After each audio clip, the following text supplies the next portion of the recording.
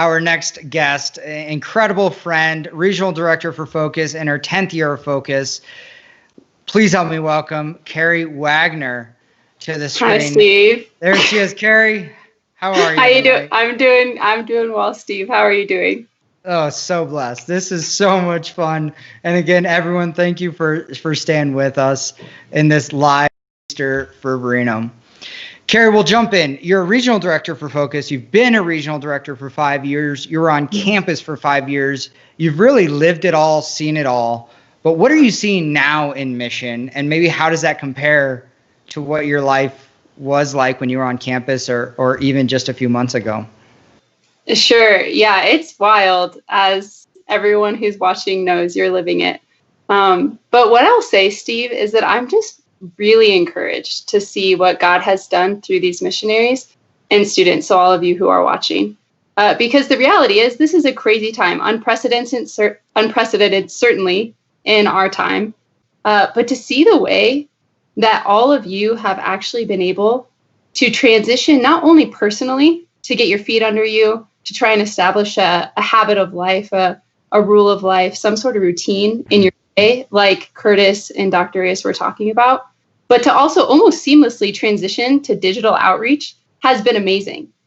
Because the reality is a lot of our campuses are actually seeing more people showing up to Bible studies. They're seeing more fruitfulness in some of their efforts. Now, obviously, there's challenges with it too. And I think all the missionaries and students feel that as well. But I just thank you all for your resilience and for your generosity as we have made this transition. Yeah, absolutely. Props to the missionaries, props to the students who are continuing to lead Bible studies, continuing to go to discipleship and do all that they can to reach out to new students. I've heard of a couple incredible stories. One of them, I think, from University of Southern California, where there was an entire track team, I think, that hadn't really, they were kind of on the fence and they didn't know if they wanted to get involved, but a missionary or a student, I don't remember what, used this opportunity to reach out to them, and a whole cluster of them from the track team joined the Bible study. Yeah. What other stories like that are you hearing? Yeah, I've heard similar stories. So again, for all of you missionaries and students who are like, this is not my story. I actually have had nobody show up to my Bible study and I'm really frustrated. That's okay. The perseverance is what matters. But I have heard some glory stories just like that of students who you've been reaching out to all year. And then you texted them and said, hey, we're transitioning to an online Bible study. Do you want to come? And somebody who hadn't come since fall outreach got back in touch. I actually had another missionary tell me that they reached out to somebody on their depth chart that they haven't heard back from in months. And they actually responded immediately and said, actually, I was thinking of you. I could really use something like this right now. So it's just amazing to see that God is creating space in people's hearts and awakening those desires like Curtis was talking about, to want to respond in a time like this. I loved what you said, that if that's not your situation of great growth, persevere, don't give up. Thank you for staying in the fight. Stay with us in the fight. Because even if you get that one person who does show up, God wants to use that time together for that. So I love that. Now, what about you personally, Carrie? How has this new normal really impacted your day-to-day routine? Yeah, well, as a regional director, I signed up to do remote mission. So it's not that different for me, except for the fact that I don't get to travel and see all of you guys. So that's a bummer. But that's pretty much everybody's situation. So for me, the biggest transition has been my personal routine. Obviously not having the sacraments available in the same way. That was really hard, like it was for all of us. But I really do think I'm living the fruits of what Dr. Reyes is talking about. God gave me a lot of grace, and I think Focus had a lot of wisdom in giving all the missionaries and the students instruction to try and create some semblance of normalcy and some structure in their lives. So for me, the biggest thing is trying to figure out what my prayer life looks like. And practically, I found a pretty good rhythm now. I need to tether my life and my prayer life, especially, to real-time situations. So I've committed to doing a live stream mass every morning at 6:15, and that starts my day. And then I do all of my mission throughout the day online. I try actually to stop and do a chaplet at 3 o'clock with my brother and his wife, who I live with here. And then at the end of the day, I have a chapel that's about a half an hour walk. And so I walk to the church and I pray my holy hour from 6 to 7 every day before the church closes. So that's been my biggest transition, is just trying to figure out what does my routine look like and how can I make time for exercise and prayer and that sort of thing.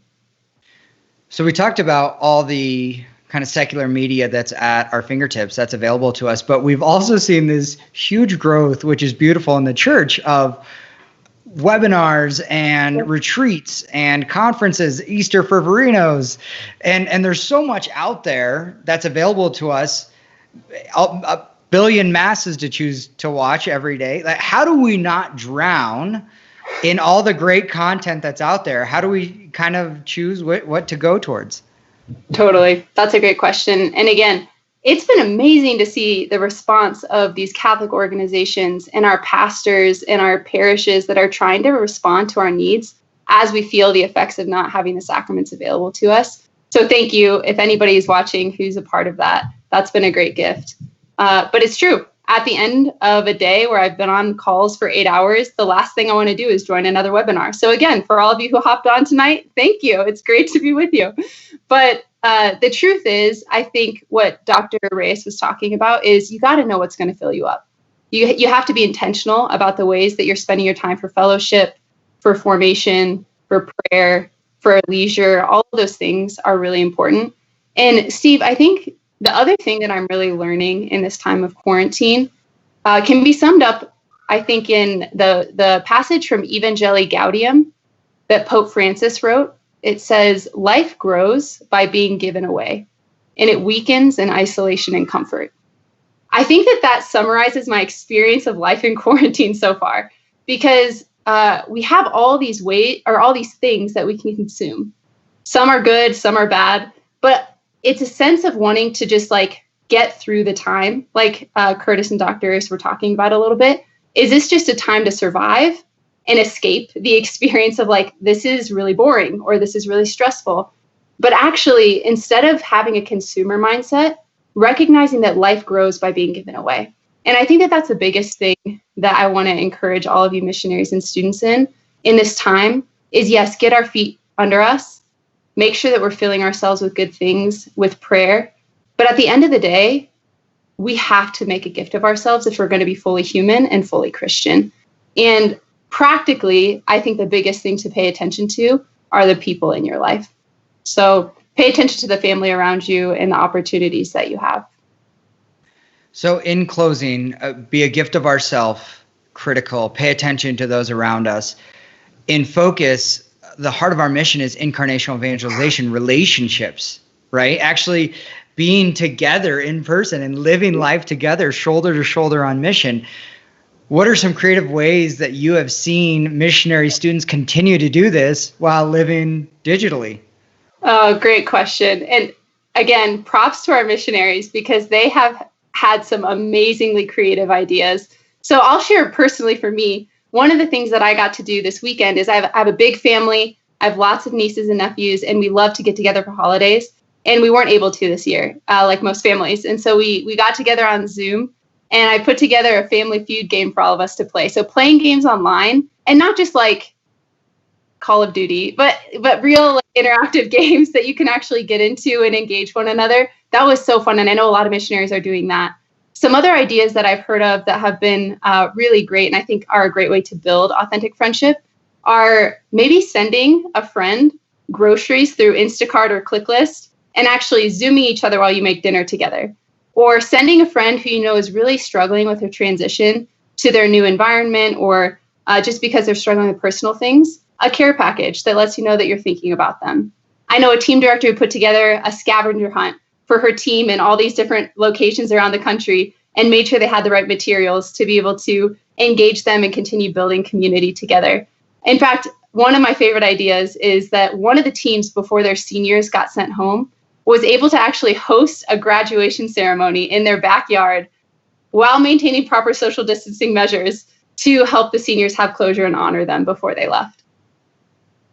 I love it. And I also love Kraft mac and cheese spirals. So if you want to send me any mac and cheese via Instacart or any other way that it shows up on my doorstep, I'm happy Awesome. make spirals with you over Zoom, Carrie. Funny you Thank mentioned so that. much. That's what my nephew and I had for dinner tonight. Well, there it is. We can do it tomorrow. Awesome. Thanks for being here, Carrie. Thank you for your flexibility with all the technology, and it was great to see you. And yeah, you too. Thank you again for honoring all the students and missionaries out there and everyone putting on podcasts, webinars. You're exactly right. They need to be praised. So thank you for being here. Yeah, thanks so much, Have a blessed Steve. night. God bless. I'll see you.